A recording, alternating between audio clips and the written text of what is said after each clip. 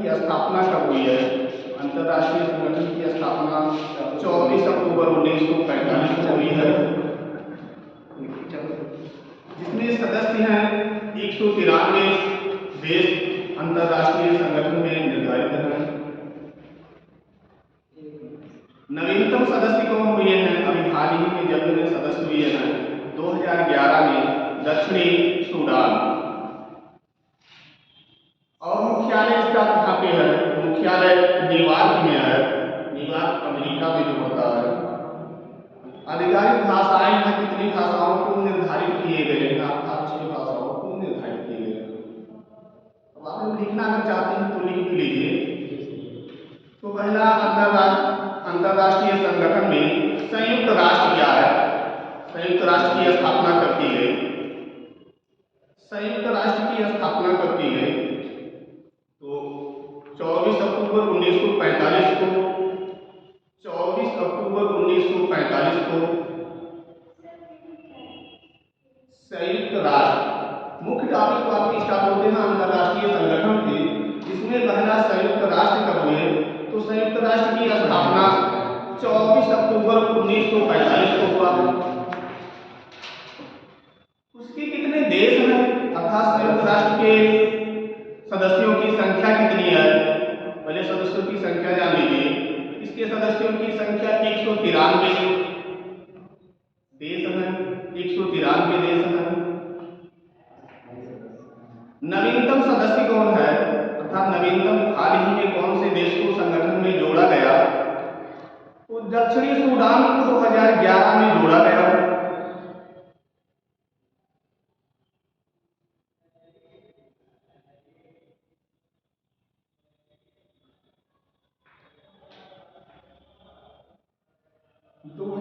में जोड़ा गया। संयुक्त राष्ट्र का मुख्यालय कहाँ पे है? तो न्यूयॉर्क अमेरिका में है।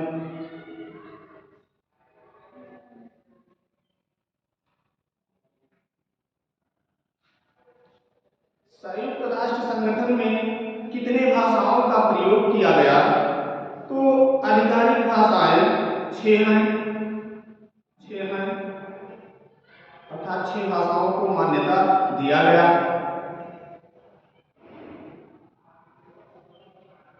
नंबर 1 फ्रांसीसी, नंबर 2 रूसी,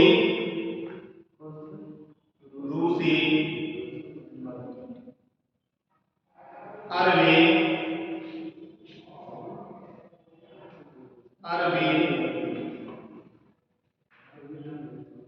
स्पेनिश,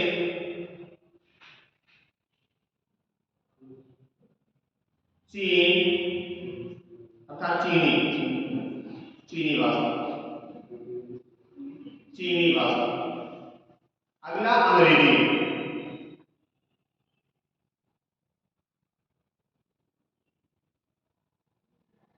इसमें मुख्य रूप से 2 भाषाओं को विशेष जोड़ दिया गया।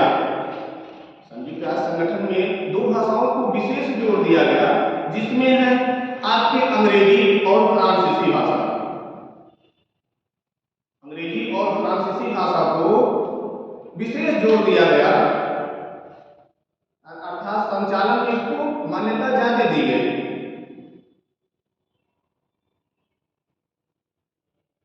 इसका उद्देश्य क्या था? तो उद्देश्य था विश्व शांति।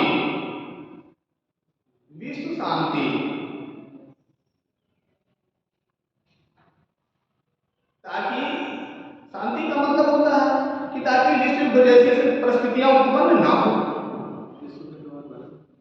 अच्छा, जब संगठन में कोई जुड़ा रहता है तो ये परिस्थितियां नहीं उत्पन्न होती है कि विश्व युद्ध हो। 2011 के बाद नहीं किसी को जोड़ा गया सर? क्या हुआ? 2011 के बाद नहीं, अभी नहीं, कोई नहीं सदस्य को जोड़ेंगे नए सदस्य। वर्तमान उद्देश्य उसके क्या थे?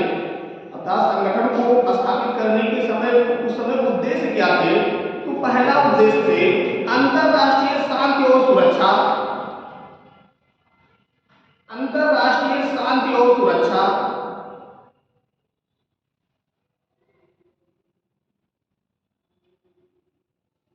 अगला उद्देश्य मानव अधिकारों को संरक्षण, मानव अधिकारों को संरक्षण,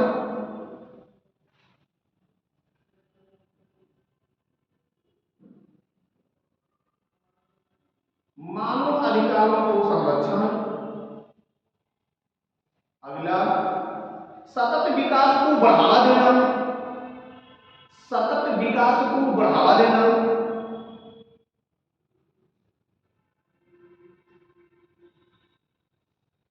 अगला उद्देश्य अंतरराष्ट्रीय कानूनों का अनुपालन करना, अंतरराष्ट्रीय कानूनों का अनुपालन करना।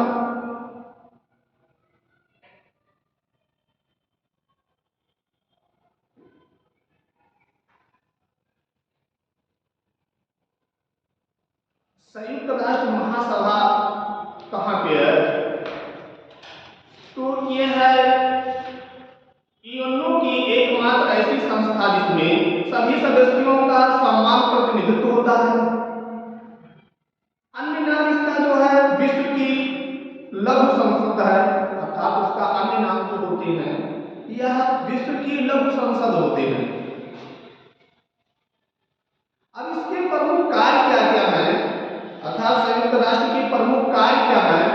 तो पहला कार्य है संयुक्त राष्ट्र के घोषणा पत्र के अंतर्गत आने वाले समस्त विषयों पर विचार करना।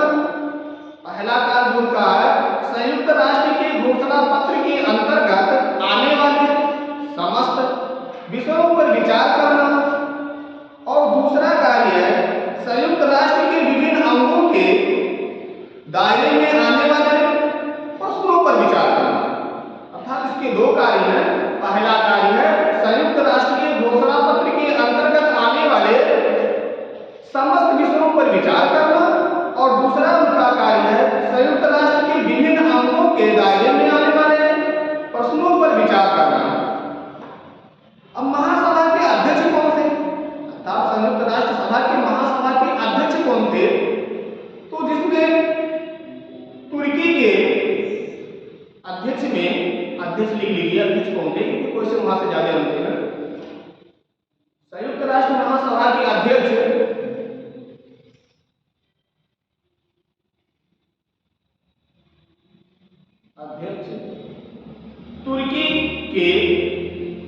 तुर्की के बाल्केन बुस्किल, बाल्केन बुस्किल। प्रेजेंट समय क्या है? नहीं, वो जब सदस्य बन हुआ समय थे, स्थापना के समय जी। बाल्केन बुस्किल हैं। इनका कार्यकाल 1 वर्ष का होता है, अर्थात महासभा का अध्यक्ष का कार्यकाल 1 वर्ष का होता है।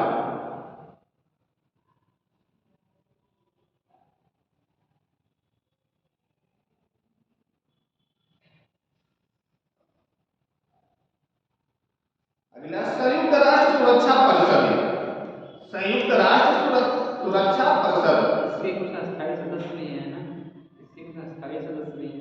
इसके यूएन के ये संयुक्त राष्ट्र आप ही बताइए।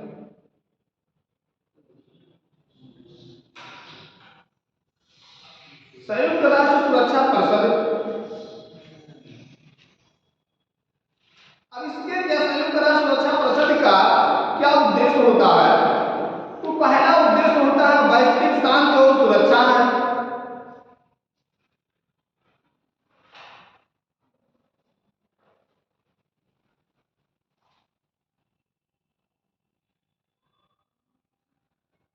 सुरक्षा परिषद किस प्रकार से विश्व शांति स्थापित करती है? तो सुरक्षा परिषद किस प्रकार से विश्व शांति स्थापित करती है? तो पहला है परामर्श समझौते के माध्यम से। सुरक्षा परिषद किस प्रकार से विश्व शांति स्थापित करती है? तो स्थापित करने का पहला कार्य है परामर्श समझौते के माध्यम से, और दूसरा है संबंधित देशों पर प्रतिबंध लगाना।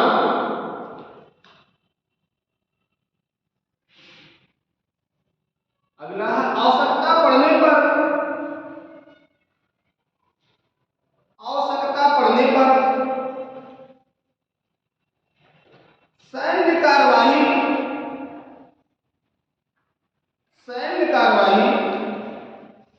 करना।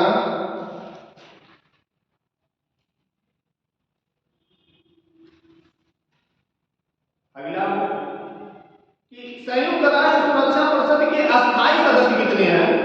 अस्थायी सदस्य कौन कौन से हैं? संयुक्त राष्ट्र सुरक्षा परिषद के अस्थायी सदस्य, तो पहला अमेरिका,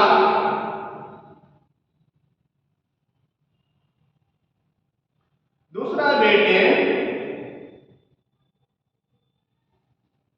तीसरा फ्रांस, चौथा रूस, पांचवा चीन। जिसमें वीटो अधिकार जिसको दिया गया है, वीटो पावर जो दिया गया है ब्रिटेन और फ्रांस और रूस को। अच्छा, वीटो पावर जो दिया गया सबसे ज्यादा फ्रांस और रूस और ब्रिटेन को दिया गया। इन लोगों को ज्यादा अर्थात कोई संगठन का काम करने हैं तो इन लोगों को पहले पेश करना, इन लोगों को समर्थन देना होगा। अर्थात हम सदस्यता ग्रहण करना चाहते हैं, अगर भारत का सदस्यता ग्रहण करना चाहता है तो पहले वीटो पावर वालों से लेना पड़ता है कि क्या उनको सदस्यता दिया जाए या ना दिया जाए। अगर आप सदस्यता लेना नहीं चाहते हैं, अर्थात इन पांचों में से कोई ये कह दे, एक ही सदस्य कह दे कि उनको पावर ना दिया जाए, तो अर्थात आपको पावर नहीं दिया जाएगा। अगला, संयुक्त राष्ट्र सुरक्षा परिषद के प्रमुख कार्य क्या है? संयुक्त राष्ट्र सुरक्षा परिषद के प्रमुख कार्य क्या है?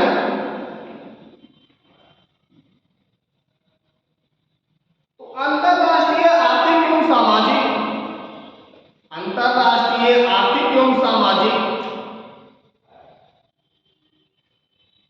सहयोग एवं विकास, अंतरराष्ट्रीय सामाजिक और आर्थिक सहयोग एवं विकास, कार्यक्रमों में सहायता प्रदान करना, कार्यक्रमों में सहायता प्रदान करना,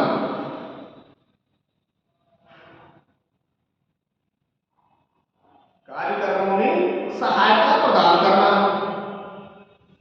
अगला, सुरक्षा परिषद के निर्माण,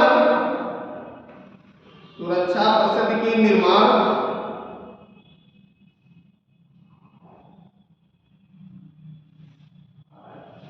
सदस्य देशों पर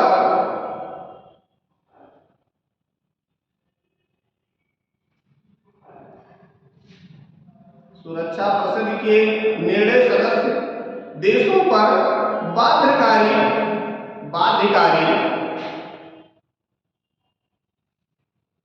करना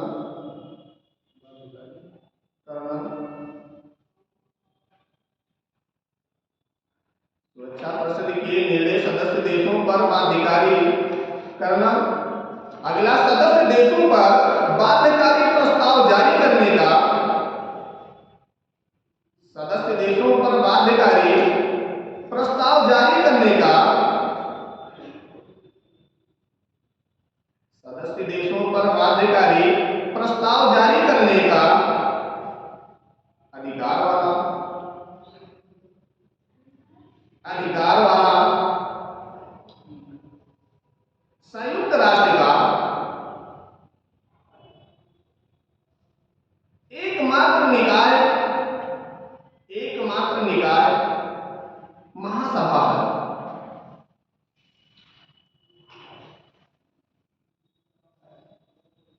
अर्थात संयुक्त राष्ट्र का एकमात्र सदस्यों में सबसे बड़ा अध्यक्ष होता है, महासभा होता है। अगला, सुरक्षा परिषद में कुल 15 देश हैं। सुरक्षा परिषद में कुल 15 देश हैं,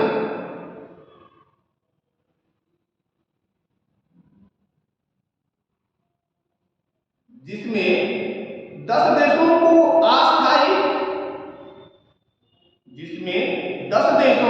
अस्थायी सदस्यता दी गई है।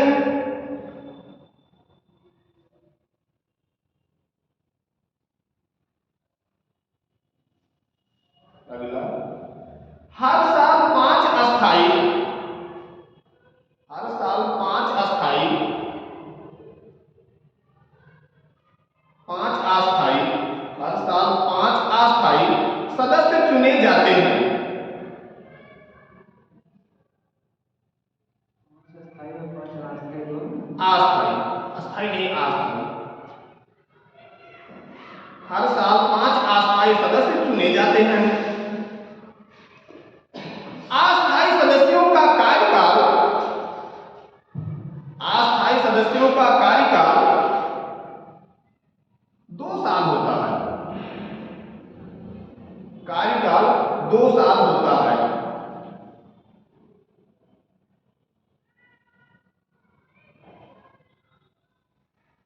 अस्थायी सदस्य क्या है? तो अस्थायी सदस्य में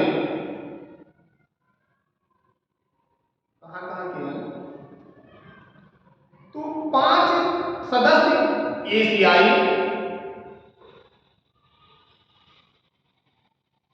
अस्थायी सदस्यों में 5 सदस्य एशियाई या अफ्रीकी देशों से,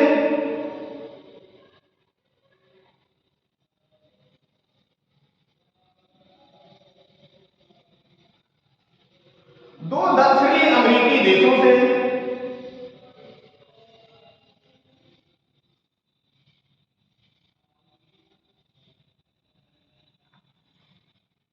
2 दक्षिणी अमेरिकी देशों से, 1 पूर्वी यूरोप से,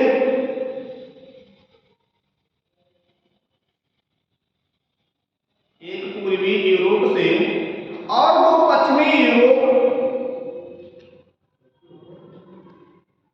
पश्चिमी यूरोप या अन्य क्षेत्रों से चुने जाते हैं। 1 पूर्वी यूरोप से और 2 पश्चिमी यूरोप या अन्य क्षेत्रों से चुने जाते हैं।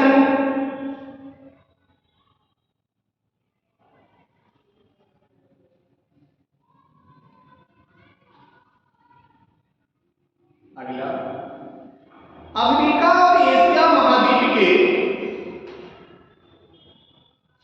अफ्रीका और एशिया महाद्वीप के, अफ्रीका और एशिया महाद्वीप के लिए निर्धारित 5 सीटों में,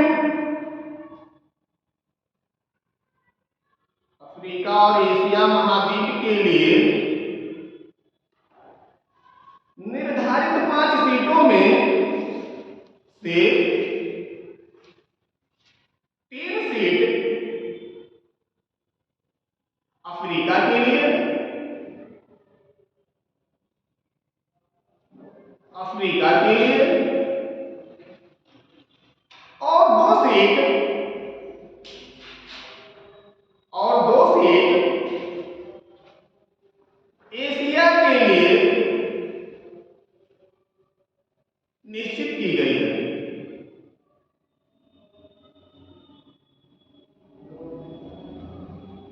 2 सीट एशिया के लिए निश्चित की गई है। अगला, 193 सदस्यों वाले संयुक्त राष्ट्र सुरक्षा, 193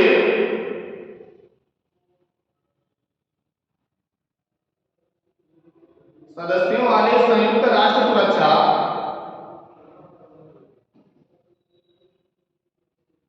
परिषद में, 193 सदस्यों वाले संयुक्त राष्ट्र सुरक्षा परिषद में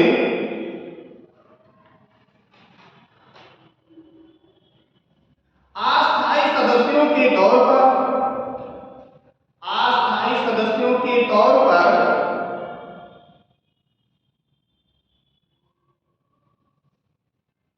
नियुक्त होने के लिए, नियुक्त होने के लिए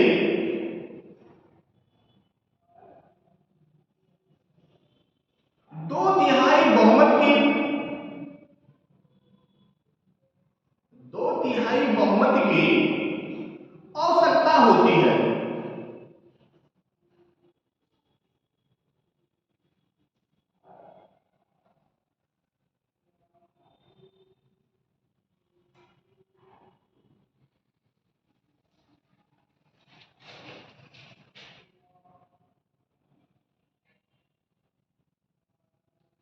अस्थायी सदस्यों में भारत को, भारत का कार्यकाल 1 जनवरी 2021 से शुरू हुआ। अस्थायी सदस्यों में भारत का कार्यकाल 1 जनवरी 2021 से शुरू हुआ।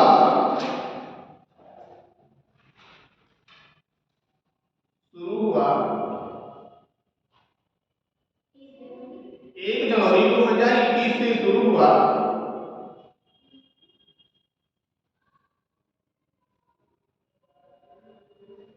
और 31 दिसंबर 2023 में 31 दिसंबर 2023 में पूरा हो गया।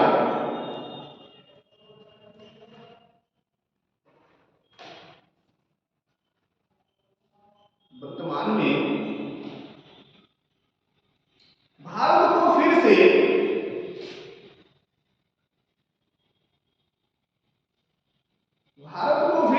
अस्थायी का सदस्य चुना गया है।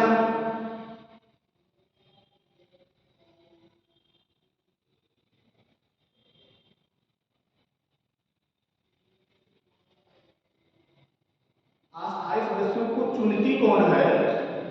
तो जिसमें अस्थायी सदस्यों को सभी सदस्य देशों का अस्थायी सदस्यों को सभी सदस्य देशों का अस्थायी सदस्यों को सभी सदस्य देशों का प्रतिनिधित्व करने वाली संस्था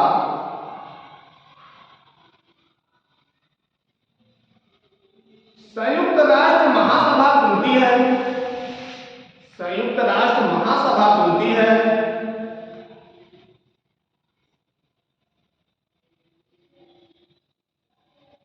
अस्थायी सदस्य चुने क्यों जाते हैं?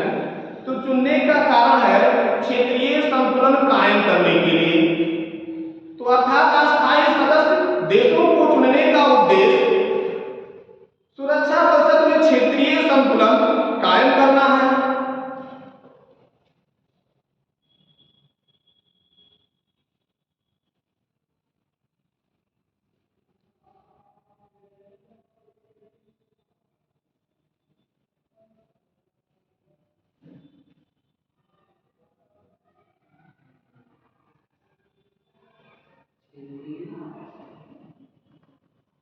भारत संयुक्त राष्ट्र सुरक्षा परिषद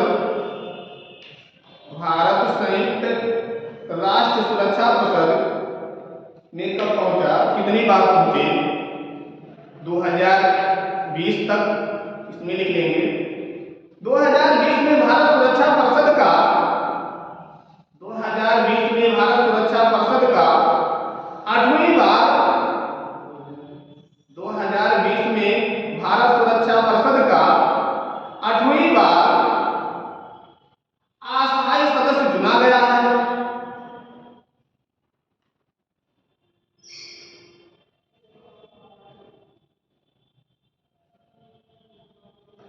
अगला सुरक्षा परिषद के 5 सदस्यीय सुरक्षा परिषद के 5 अस्थायी अस्थायी लिखना। सुरक्षा परिषद के 5 अस्थायी देशों में 5 अस्थायी देशों में सुरक्षा परिषद के 5 अस्थायी देशों में यूरोप का सबसे ज्यादा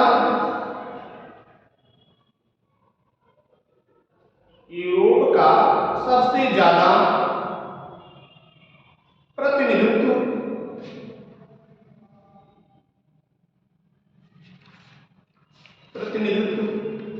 है, जबकि यहाँ विश्व की कुल आबादी का जबकि यहाँ विश्व की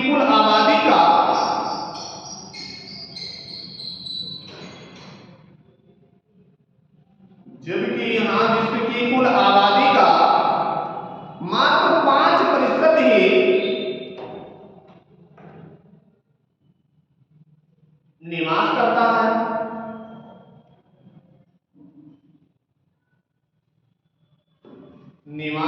है।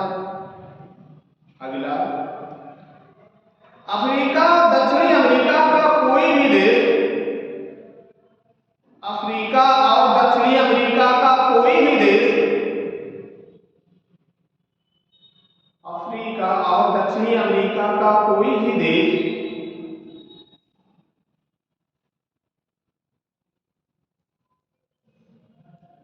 अफ्रीका और दक्षिणी अमेरिका का कोई भी देश सुरक्षा परिषद का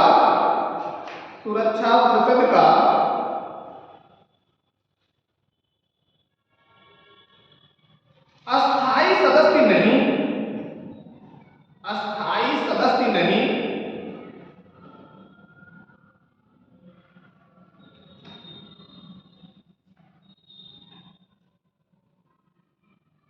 जबकि यूनाइटेड नेशन का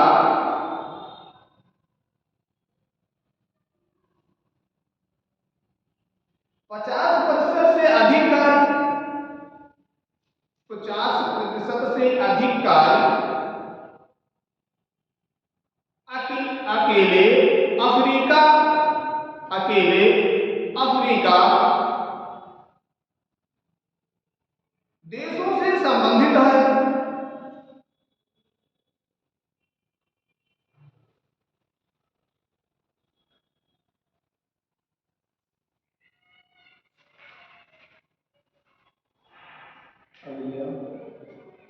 विश्व का सबसे बड़ा लोकतंत्र, विश्व का सबसे बड़ा लोकतंत्र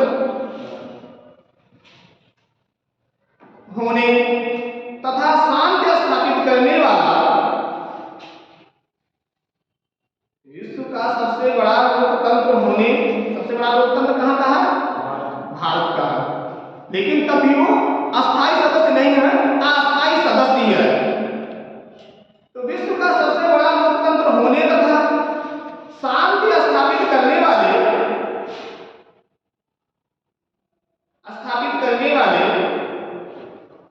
अभियानों में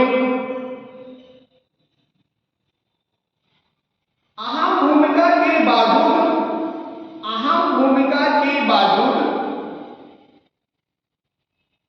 विश्व का सबसे बड़ा लोकतंत्र होने तथा शांति स्थापित करने वाले अभियानों में अहम भूमिका के बावजूद भारत को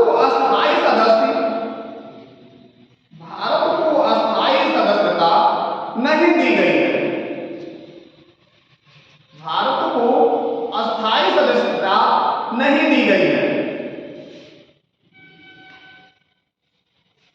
इसका कारण क्या है? कारण सबसे बड़ा है कि वीटो पावर जो है वो 5 ही लोगों को मिला हुआ है, जिसमें अगर भारत को अस्थायी सदस्य बनाया जाता है तो चीन पहले हस्तक्षेप करना शुरू कर देता है।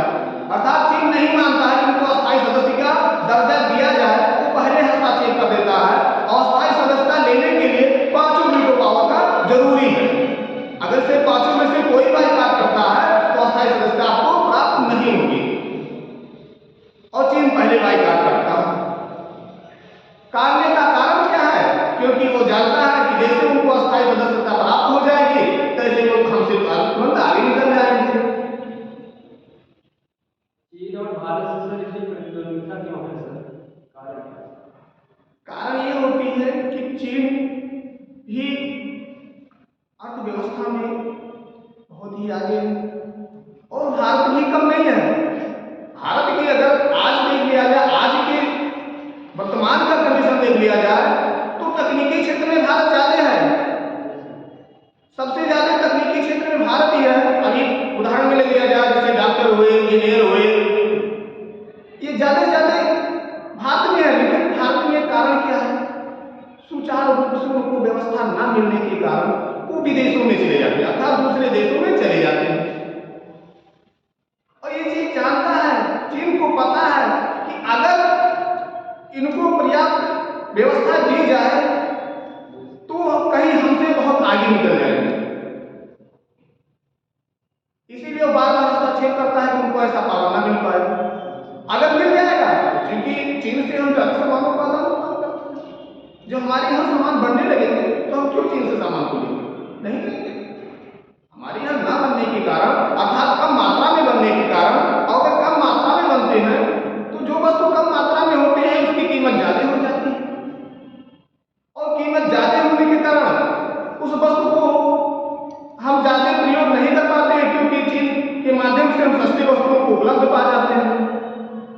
इसीलिए भारत की वस्तुओं को हम ज्यादा प्रयोग ना करके चीन की वस्तुओं को ज्यादा प्रयोग करने लगते हैं। अभी इंडियन एक ले लिया जाए उदाहरण में कि एक इंडियन बैटरी लेना हो, चार्ज को लेना हो तो 150 का मिलेगा, लेकिन अगर चीन का एक चाइनीज बैटरी को लेना हो सकता है 60 रुपये में। कारण ये है। लेकिन तब भी अगर देखा जाए क्वालिटी के हिसाब से तो 150 का और 60 रुपये की तुलना में 150 का जो वैल्यू देगा, अर्थात आपका इंडियन बैटरी अगर 4 महीने चलेगा तो चाइनीज बैटरी 1.5 यानी 1.5 अर्थात 1 ही महीना या 1.5 महीना चलेगी, कोई गारंटी नहीं होती।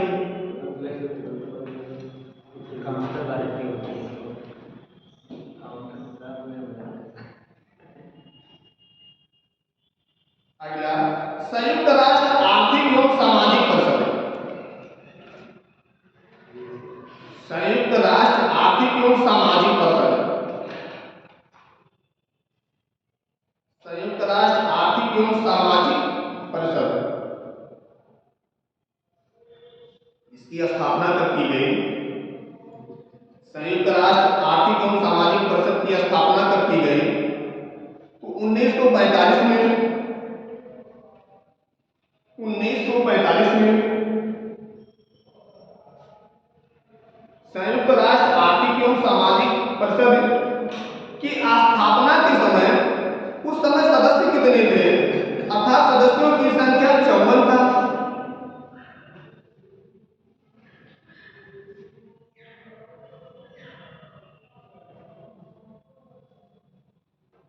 54 था। संयुक्त राष्ट्रीय आर्थिक एवं सामाजिक परिषद में सीटों का आवंटन कैसे होता था? अर्थात सीटों का आवंटन, तो सीटों का आवंटन जो होते थे वो भौगोलिक क्षेत्र के आधार पर होते थे। भौगोलिक क्षेत्र के आधार पर होते थे। सीटों का आवंटन भौगोलिक क्षेत्र के आधार पर होते थे कि वहां की अर्थव्यवस्था कैसी है, अर्थव्यवस्था को देख के हिसाब से सीटों का आवंटन किया जाता था।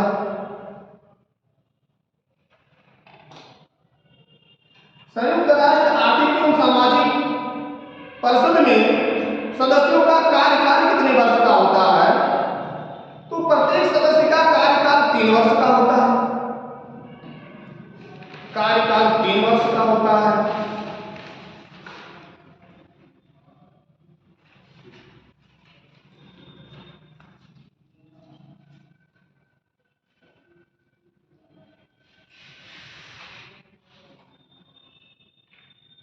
संयुक्त राष्ट्र आर्थिक एवं सामाजिक परिषद में पद मुक्ति कितने होते हैं?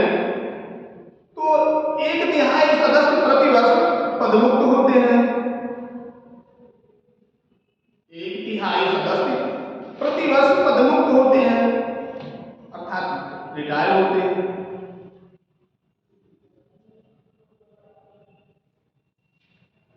संयुक्त राष्ट्र आर्थिक एवं सामाजिक परिषद में अध्यक्ष कौन है?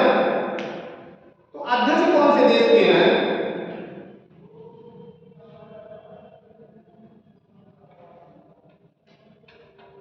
तो अध्यक्ष अमेरिका, अमेरिका के हैं। कार्यकाल कितने वर्ष का है अध्यक्ष का? तो अध्यक्ष का कार्यकाल 1 वर्ष का होता है।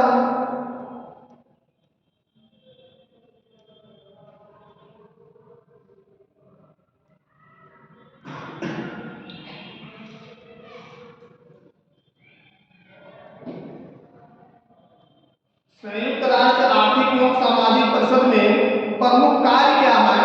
तो प्रमुख कार्य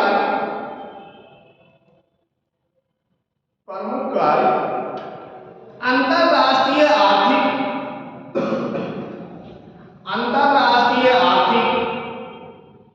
एवं सामाजिक सहयोग, अंतरराष्ट्रीय आर्थिक एवं सामाजिक सहयोग एवं विकास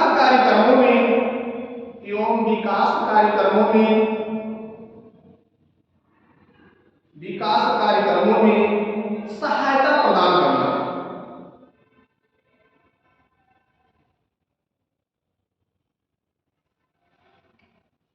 संयुक्त राष्ट्र आर्थिक एवं सामाजिक परिषद इसमें निर्णय क्या है?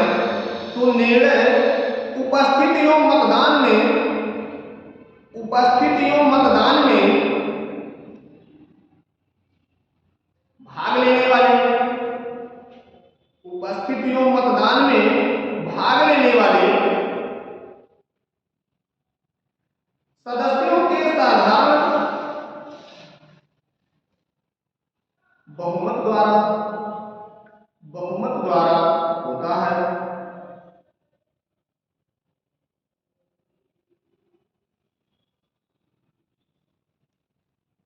अगला, किसी विशेष देश के विषय पर किसी विशेष देश के विषय पर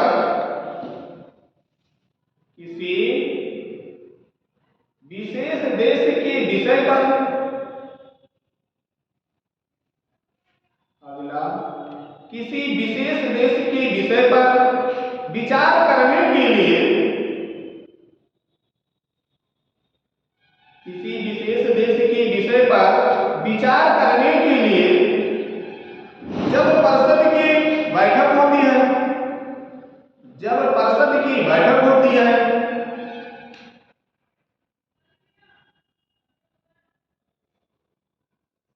जब परिषद की बैठक होती है तो उस देश के प्रतिनिधि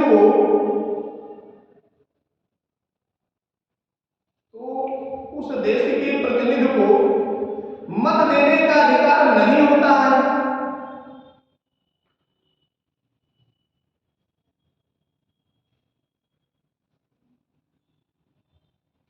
उस देश के प्रतिनिधि को मत देने का अधिकार नहीं होता है। अर्थात बैठक में जो कोई देश बुलाया गया हो तो उसको मत देने का अधिकार नहीं है। अगला, अंतरराष्ट्रीय न्यायालय। अंतरराष्ट्रीय न्यायालय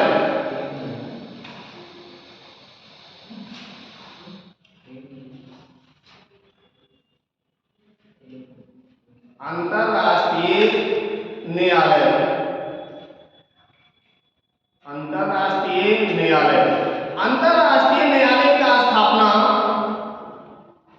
3 अप्रैल 1946 को हुआ। 3 अप्रैल 1946 को हुआ। 3 अप्रैल 1946 को।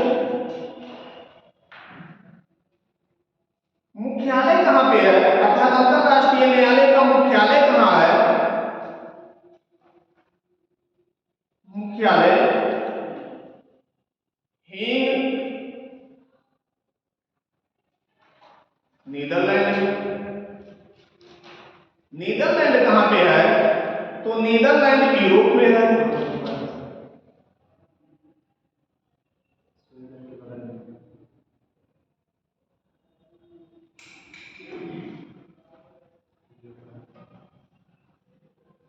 जिसमें मुख्य न्यायाधीश सहित सभी न्यायाधीशों का कार्यकाल, इनका कार्यकाल कितना होते हैं? तो मुख्य न्यायाधीश सहित सभी न्यायाधीशों का कार्यकाल 9 वर्ष का होता है।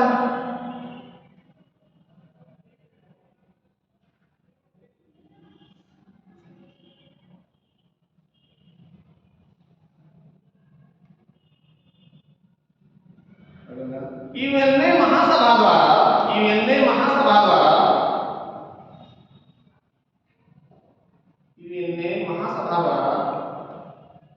15 न्यायाधीश चुने जाते हैं।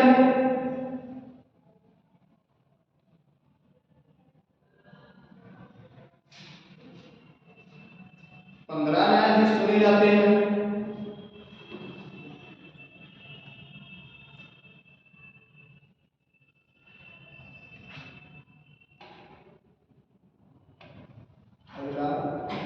एक ही राष्ट्र के 2 न्यायाधीश नहीं हो सकते। एक ही राष्ट्र के 2 न्यायाधीश नहीं हो सकते।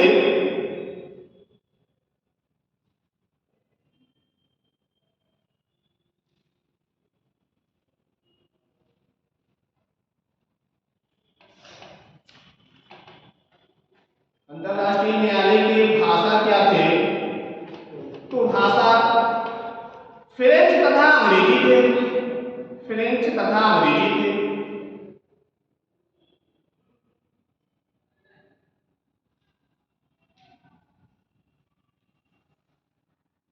अंतरराष्ट्रीय न्यायालय के जो निर्णय होते हैं वो बाध्यकारी नहीं होते हैं, मतलब कितनों न्यायालय ने फैसला जो भी दे दिया उसको वीटो ने मानना नहीं है।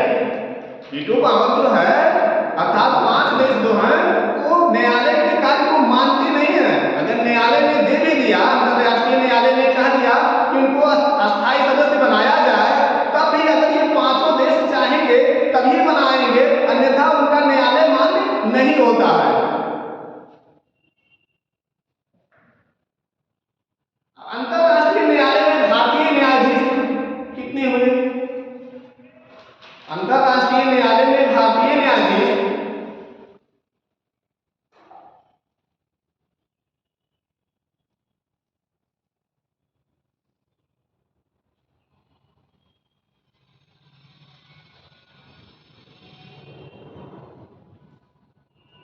नंबर 1 नागेंद्र सिंह हुए।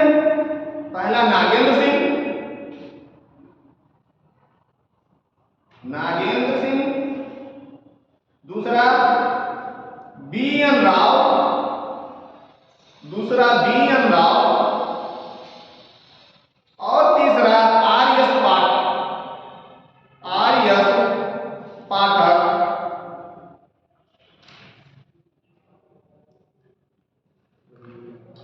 संविधान वाले बी.एन. राव, जो संविधान में थे बी.एन. राव, क्या हुआ? संविधान सभा में जो थे बी.एन. राव वही वाले हैं। नहीं, बेनेगल रामाराव। नहीं नहीं, दूसरे हैं। अगला दलित वीर भंडारी, दाल वीर भंडारी, नाम दलित भंडारी ना, दाल वीर भंडारी होते हैं, दाल वीर भंडारी। हाँ, अगला मतलब 4 लोग हुए हैं, दलवीर भंडारी या दलवीर भंडारी या दालवीर भंडारी, दलवीर भंडारी। अगला है इसमें किसी एक न्यायाधीश को हटाने के लिए, किसी एक न्यायाधीश को हटाने के लिए, अर्थात किसी न्यायाधीश को हटाने के लिए बाकी के न्यायाधीशों का सर्वसम्मत निर्णय जरूरी है। सर्वसम्मत निर्णय जरूरी है।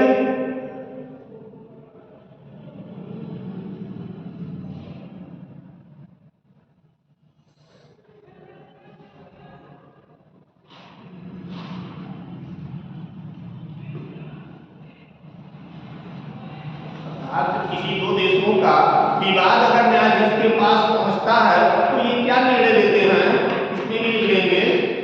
जब किसी 2 राष्ट्रों के बीच का विवाद अंतरराष्ट्रीय न्यायालय के सामने आता है, जब किसी 2 राष्ट्रों के बीच का विवाद अंतरराष्ट्रीय न्यायालय के सामने आता है,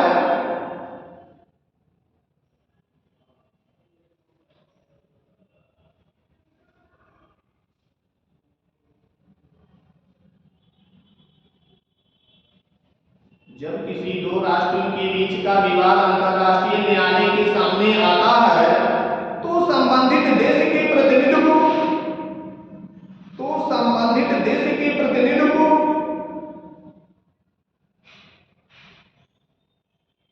सुनिश्चित करने के लिए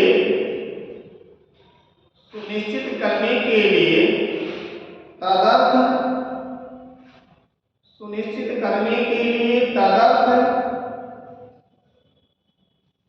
न्यायाधीश की नियुक्ति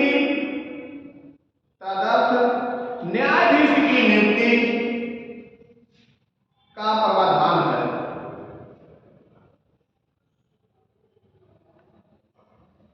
तदर्थ न्यायाधीश की नियुक्ति का प्रावधान है। तदर्थ का मतलब होता है कि उनको अगर ये जब दोनों देशों के विवाद हो जाते हैं तो किसी अलग पड़ोसी देश को तदर्थ अर्थात प्राइवेट में उनको न्यायाधीश की दर्जा दे दिया जाता है। अगला, न्यायालय का निर्णय अंतिम।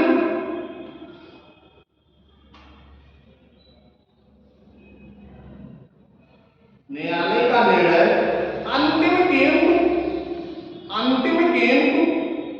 सर्वमान्य नहीं। अंतिम किंतु सर्वमान्य नहीं।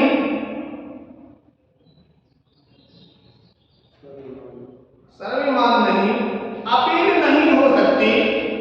सर्वमान्य नहीं, अपील नहीं हो सकती। कुछ मामलों में पुनर्विचार किया जाता है। कुछ मामलों में पुनर्विचार किया जाता है।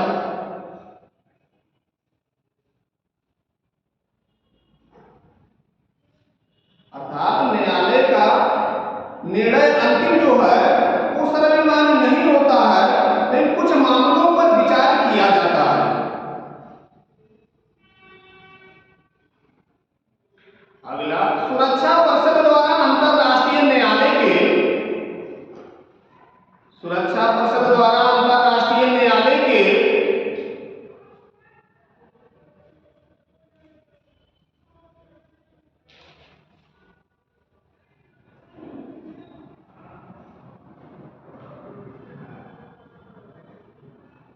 सुरक्षा परिषद द्वारा अंतरराष्ट्रीय न्यायालय के निर्णयों को लागू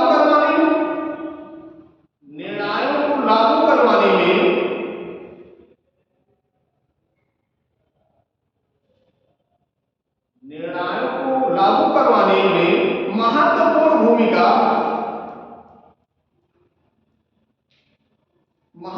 भूमिका एससी के निर्णय बाध्यकारी होते हैं। एससी के निर्णय बाध्यकारी होते हैं।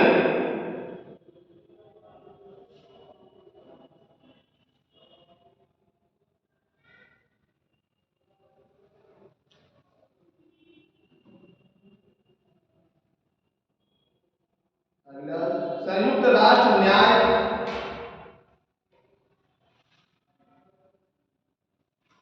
संयुक्त राष्ट्र न्यास परिषद। संयुक्त राष्ट्र न्यास परिषद। संयुक्त राष्ट्र न्यास परिषद की स्थापना 1945 में। न्यास परिषद की स्थापना 1945 में। इनका मुख्यालय न्यूयॉर्क में है। मुख्यालय न्यूयॉर्क में है।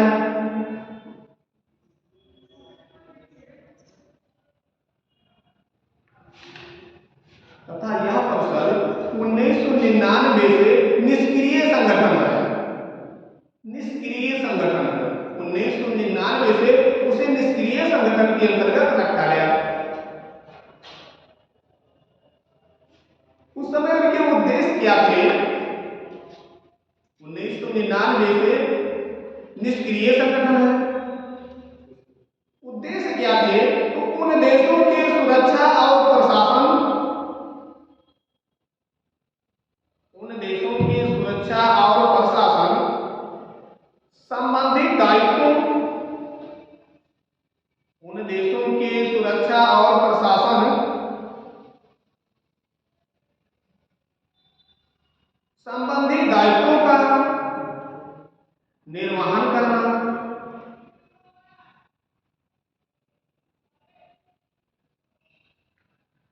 जो द्वितीय विश्व युद्ध के बाद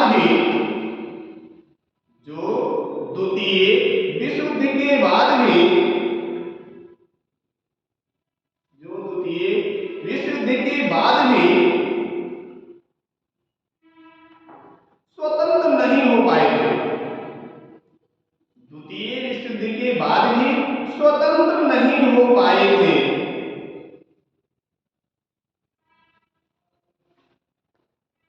अगला, अंतरराष्ट्रीय मुद्रा कोष IMF। अंतरराष्ट्रीय मुद्रा कोष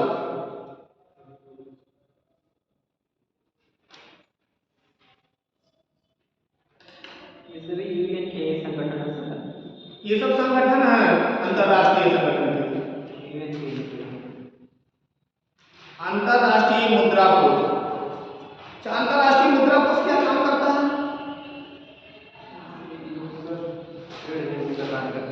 ऋण देता है, कम ब्याज पर ऋण देता है। मतलब अर्थात जो देश गरीब होता है उस संगठन से जो जुड़ा हुआ है, अंतरराष्ट्रीय मुद्रा कोष के संगठन से जुड़ा हुआ है, अगर जो जुड़े हुए सदस्य देश हैं, अगर उनको पैसे की जरूरत लगती है, अर्थात जो देश गरीब है अगर उसको पैसे की जरूरत लगती है तो अंतरराष्ट्रीय मुद्रा कोष से वो ऋण को प्राप्त करता है सब्सिडी भी देता है और वो सब्सिडी भी देती है, अर्थात वो कम ब्याज पर मुद्राएं देती है, ब्याज कम मात्रा में लगते हैं। अर्थात अगर 1 लाख मुद्रा लेनी है, 1 लाख रुपए लेना है तो 1 साल में 1% उसको ब्याज देना पड़ता है, अर्थात 1 साल में 1000 रुपए 1 लाख का ब्याज देने पड़ते हैं। अर्थात कुछ मात्रा में ही, कम सीमित मात्रा में वो ब्याज लेता है, कम से कम ब्याज लेते हैं अंतरराष्ट्रीय मुद्रा कोष।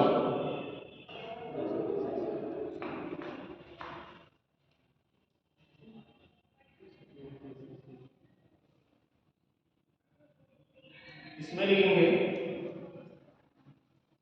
बेटन बूटस सम्मेलन की संकल्पना। बेटन बूटस सम्मेलन की संकल्पना 1944।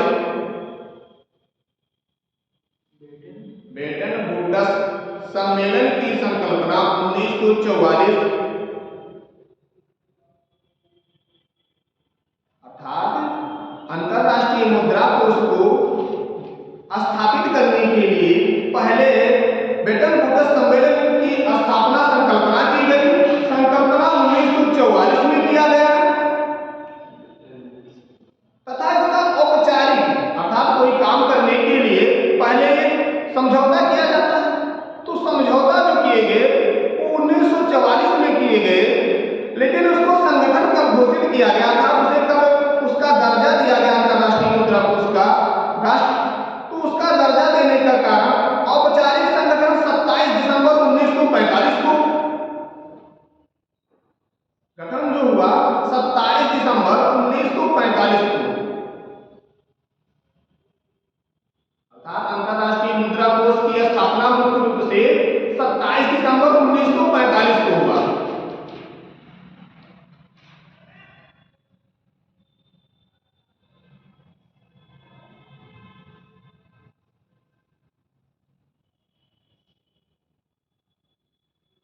अंतरराष्ट्रीय मुद्रा कोष का मुख्यालय कहां पे है?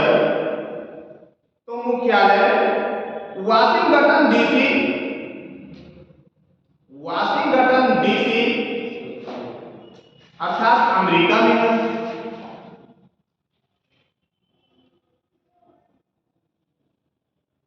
इसीलिए सबसे ज्यादा पावर वर्तमान में सबसे ज्यादा विकसित देश अमेरिका ही है और सारे पावर अमेरिका के पास।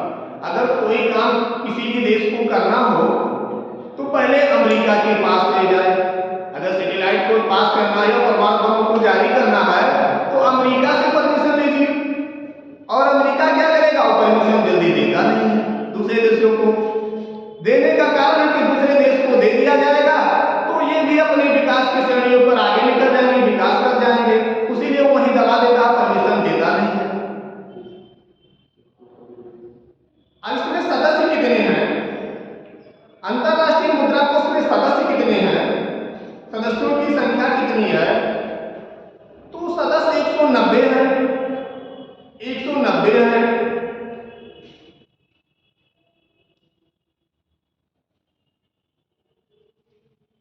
क्योंकि इससे पहले 189 थे, इसके पहले 189 थे। जो नवीनतम सदस्य भी हाल ही में जुड़े हुए हैं 2021 में, नवीनतम सदस्य जो हुए हैं इंडोरा को जोड़ा गया है। नवीनतम सदस्य इंडोरा है, सॉरी इंडोसा, इंडोसा को जोड़ा गया, इंडोसा को जोड़ा गया। भारत में आईएमएफ का संस्थापक सदस्य, अर्थात भारत जो है आईएमएफ का संस्थापक सदस्य है। भारत आईएमएफ का संस्थापक सदस्य है।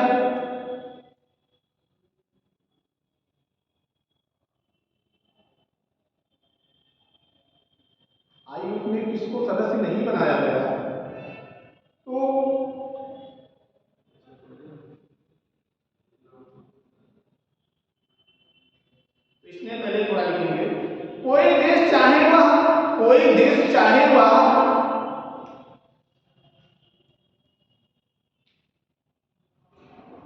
ईएनए का सदस्य हो,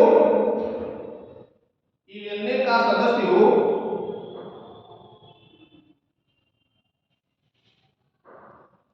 माना हो या माना हो, वह बोर्ड ऑफ गवर्नर द्वारा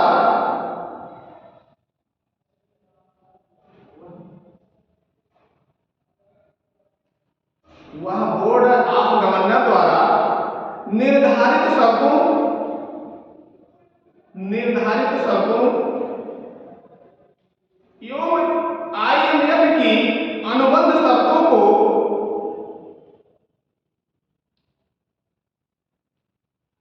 या आईएमएफ की अनुबंध शर्तों को अपनाकर आईएमएफ का सदस्य बन सकता है।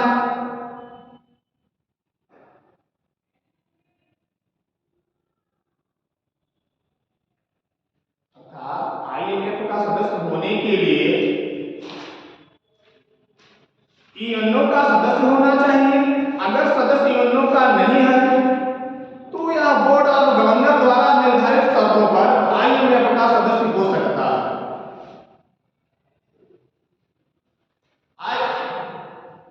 आईएमएफ जो सदस्य के उद्देश्य क्या थे, तो पहला उद्देश्य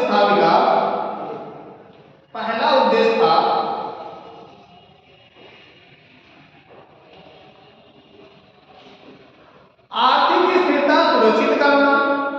आर्थिक स्थिरता सुरक्षित करना।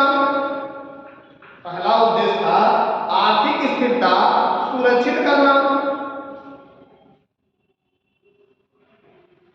दूसरा उद्देश्य था विश्व में मौद्रिक सहयोग को बढ़ावा देना। विश्व में मौद्रिक सहयोग को बढ़ावा देना।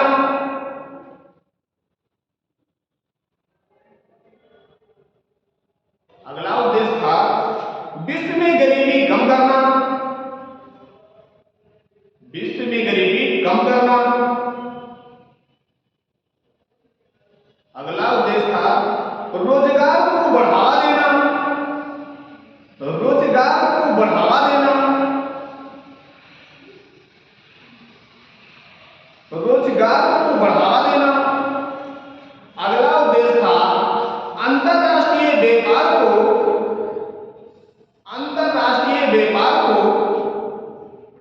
सुविधाजनक बनाना।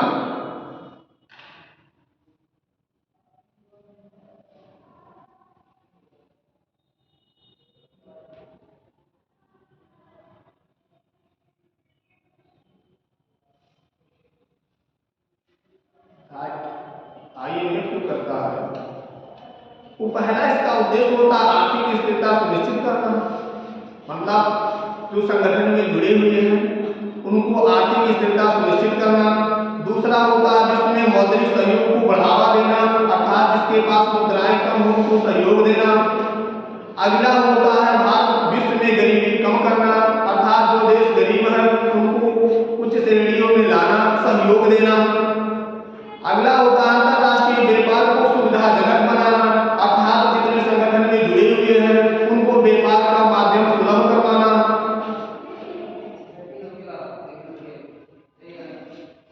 चलिए और अगले दिन कितने और सदस्य को जोड़े गए हैं अंतरराष्ट्रीय संगठन में, इसको अगले दिन बताएंगे।